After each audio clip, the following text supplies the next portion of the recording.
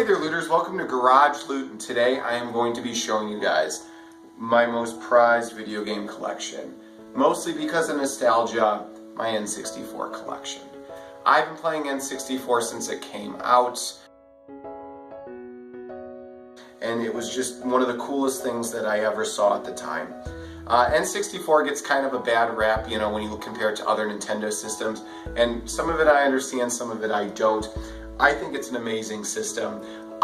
My personal opinion, it was the best system of the generation. I thought it beat out the PlayStation for a number of reasons. That's not what this video is about. On this channel, I go to pawn shops, thrift stores, and the like to try to collect retro games and anything else that I can kind of sell. I'm a big video game collector as best I can be, but I don't have the most money. You guys know how expensive video game collecting is. So one of the things that I try to do is to try to just go out and see what I can find.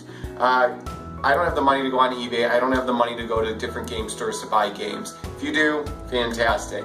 But this is just kind of how I piece things together. Plus it's a lot of fun to kind of go on the adventure to try to find that stuff. So we're going to go over a bunch of stuff today. I'm going to go over the hardware and the controllers and different accessories that I have. The great games in my collection that are must-plays, all of you guys need to try them. Some of the games that don't hold up very well, they're not, I don't know much about them. Some crappy games to avoid, games that I wish I had in my collection, and some other stuff. Like I said, I just want to go over some of my childhood memories and just really kind of help you guys if you're, new to the N64 or new to any of this sort of stuff. I definitely think this will help you out. The first thing I want to show you guys is the hardware. There were a lot of different kinds of N64s back in the day. This one over here is my original model. This is the one I got for my birthday, I believe in 1997. I adopted the N64 about a year after it came out.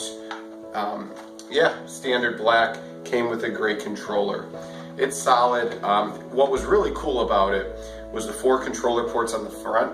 This is before online gaming. To have 4 buddies over to play some GoldenEye was the coolest thing in the world. This was also one of the first 3D systems. Yeah, the PlayStation, the Saturn, and stuff like that were first, but this one took it to a whole nother level. My one variant I have, and I got lucky, I got this at a garage sale, I got a link in the description, was the Pikachu N64 model.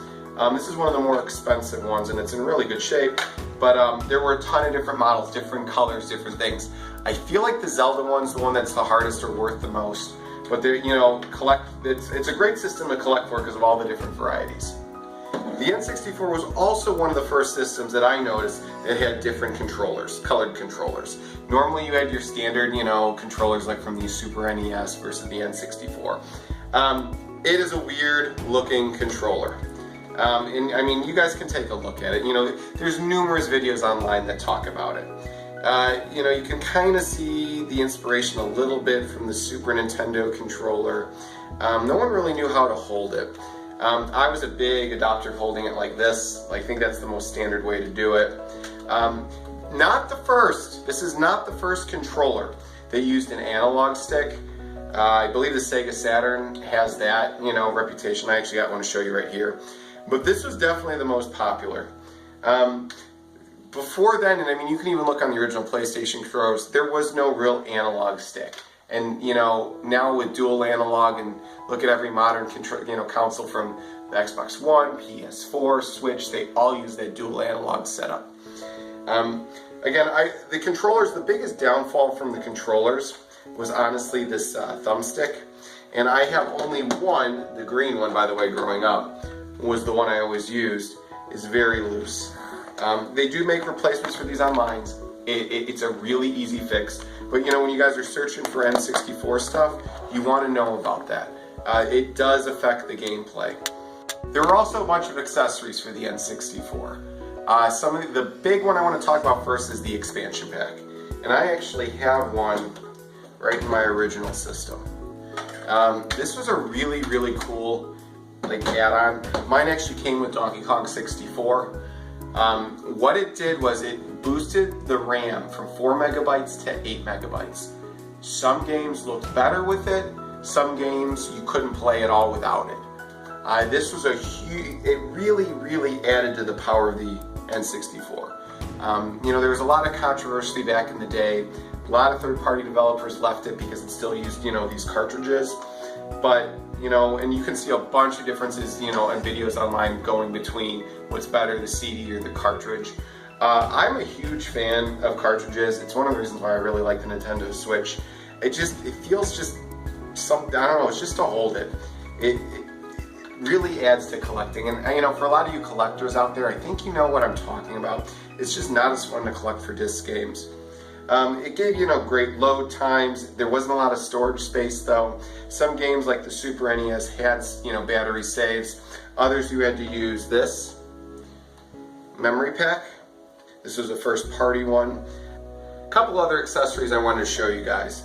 Anyone who collects for the N64 needs to have one of these in their collection. The Rumble Pack. Guys, we are spoiled today with controllers that rumble. I will never forget the day that this came out and I was at a buddy's house and I was playing Star Fox 64, one of the best games on the N64. And you know, when I plugged it into the bottom of my controller, it felt like I was in the ship. It was probably one of the coolest feelings in the world, and it's something that we take for granted today. There are a bunch of games that use it, and like I said, it does add a little weight, but you know, for the experience, it's totally worth it. In my opinion, one of the most disappointing accessories is the transfer pack. This was used for Pokemon Stadium, the second Pokemon Stadium, and I don't think it was used for anything else. You plugged in your Game Boy game, you could load up your roster. Just disappointing because I really wish they had a first party add-on for the Game Boy Color. You know, the Super Nintendo had that Super Game Boy. Didn't play Game Boy Color games, but that was really cool. It really expanded the library. The N64 doesn't have the largest library, makes it really kind of also interesting to collect for. There are 296 games, I just have just under 50. Some are easier to find than others, but you know, it's just, like I said, Nintendo really messed up. I don't know the reasons why they didn't make this transfer. I don't know the reasons why they never came out with a Super Game Boy add-on, but yeah. So now I want to talk about some of the games on the N64. I'm going to go through the must-own games that I have in my collection, some of the games that I really want to add to my collection, some games that either don't hold up to time, I don't know much about because I haven't really played them, some garbage games that I wouldn't even bother playing, but if you need to have a complete collection, obviously I'll show them, and then just some other oddball sort of things here and there.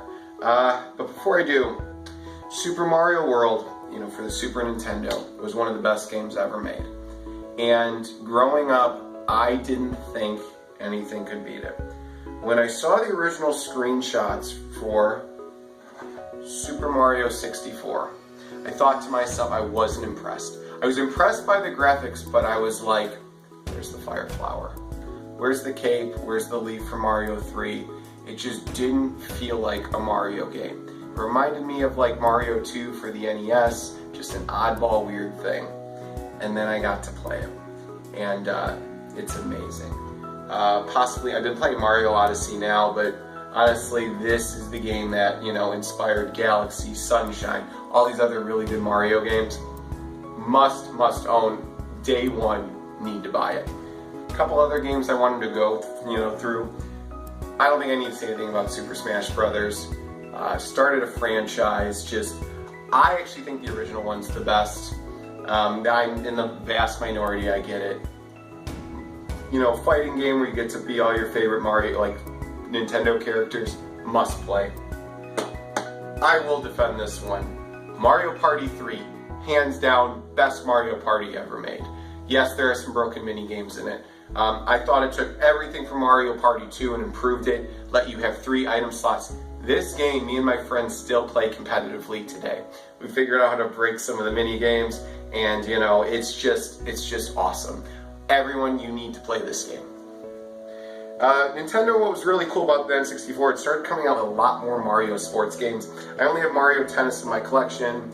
There's definitely Mario Golf. All the Mario sports games are awesome on the N64. Really cool.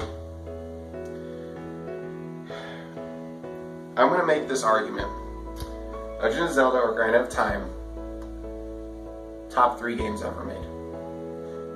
It's still very playable today.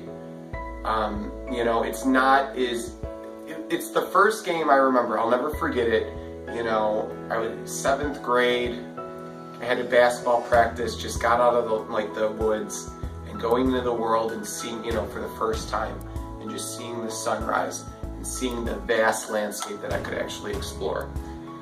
This was the first game that you could see a mountain in the distance and could actually go there. Like I said, it's not like Fallout now or other big Skyrim, other big games where you can explore and explore and explore, but for the time it was massive. And what is interesting about it, it doesn't matter if you play it on the N64, it doesn't matter if you play it on the 3DS, it's still a really good game. Story was great, characters were awesome, and you know, it's probably the best Zelda game ever made, and I love the Zelda franchise. I recommend everyone play this game. A couple more games, we're going to move it up a little faster. Majora's Mask, very hard, very cryptic, a lot of people love it. The best, and probably in my opinion the only good James Bond game ever made, GoldenEye 007. This first part, this was like #1 every week until Zelda in Nintendo Power. 4 players, like me and my friends still play it. We play a variation now where we do, you have to hold the facility, and we only use throwing knives, 1-hit kills, and it's 3 versus 1, and then you have a free-for-all, and then the winner stays in the bathroom. It's really fun, but anyways, good game. 1080 snowboarding. I don't see a lot of great snowboarding games out there. This is still a lot of fun to play. Episode 1 Racer. Me and my buddy joke about Episode 1, the actual movie, and really one of the only good parts is the Darth Maul lightsaber scene, and then pod racing. Great port from the arcade, very fun to play. And it's actually, this is really cheap. I just saw it the other day in a game store for like $9. You know, you should definitely have this in your collection. I talked about this a little bit. Star Fox 64, best Star Fox game ever made. Fun, great characters, great story, and it still looks beautiful. Rush 2049. Me and my friends, again, a lot of these games that I'm pointing out here are games that we still play today. Rush 2049 has an awesome battle mode, kind of like Mario Kart, just a little bit more adult-oriented. I really recommend this game to you guys. The tracks are fun, it's got wings, it's got some cool loops, it's a great racing game. Resident Evil 2, again, keep saying this line over and over, probably the best Resident Evil ever made. When you beat the game, I'm not giving you a spoiler, you get to play as the character you didn't choose. You can choose between Leon or Claire, and it gives you a whole second campaign. A lot of unlockables, just really fun. Real quick guys, I'm going to fly through these two. Gauntlet Legends, great 4-player action. Perfect Dark, the sequel to GoldenEye, made by Rare. It takes a lot of the cool GoldenEye stuff, imported some levels, really fun. Wave Race 64, fun jet ski game. Pokemon Snap, beautiful game. It's just fun. It was a little side game. And I really do like Tony Hawk Pro Skater. I think this was one I do think was better on the PlayStation. I feel like it had more music. The second one definitely did, but it's still really cool. This row over here, you know, I just want to say some of these games are great, but they don't necessarily hold up to time, including Pokemon Stadium, these 2 Star Wars games, Battle Tanks, the Quake and Quake 2, play those on the PC. Everything on these rows sort of here, again, it's just, Cruis'n USA was cool at the time, it's not that great now. Same thing with Cruis'n World. Funny thing, I actually got this game. We had these like magazine tickets where you get like, in junior high, where you could get like prizes for selling tickets to raise money for your school. Some kid wanted a plastic disco light that was like $8, and he offered me for my 5 tickets he'd give me Cruis'n USA, and I totally made that trade. The next 4 games are garbage. I hate them. I'm going to point them out to you right now. Donkey Kong 64, such a disappointment. I did beat it. It was just, it's long, it's boring, the camera's weird, controls just, they messed up with this game. There are so many better Donkey Kong games, and I feel like Donkey Kong didn't translate to 3D like some other games like Mario 64 did. The 2D ones, like you have 3 perfect gems on the Super Nintendo, And then you come out with this crap. Don't play an RTS on an N64. And there's a StarCraft version. This isn't the worst game, but you need to play it on a PC with a mouse. I wouldn't buy it. I hate this game. I hate this game, I hate this game, I hate this game. Army Men, Sergeants, Heroes, there was a second. The AI is bad. You have mission, first of all, you can't even play it now. The camera angles are awful. Me and my buddies tried to do a multiplayer in it the other day, and we couldn't even play it. And then on top of which, I'll never forget, there were these stupid missions where you'd like save someone and get them through the level, and they get stuck and they lie. And it was just, it's poor AI. Just, yeah. Oh, so depressing when Rare lost and EA got the rights to the world. They're like the next James Bond game on the N64. I don't know the full story. I don't know the full details. All I know, this is not this. Okay? The levels are blah. You don't get enough ammo. Just, it doesn't look that great. It controls weird. I believe this was also made on the PlayStation, and it looks like a PlayStation game. And I'm not knocking PlayStation games, because I mean, I do enjoy the original PlayStation, but this stinks. Like, no. I got some random sports games over here.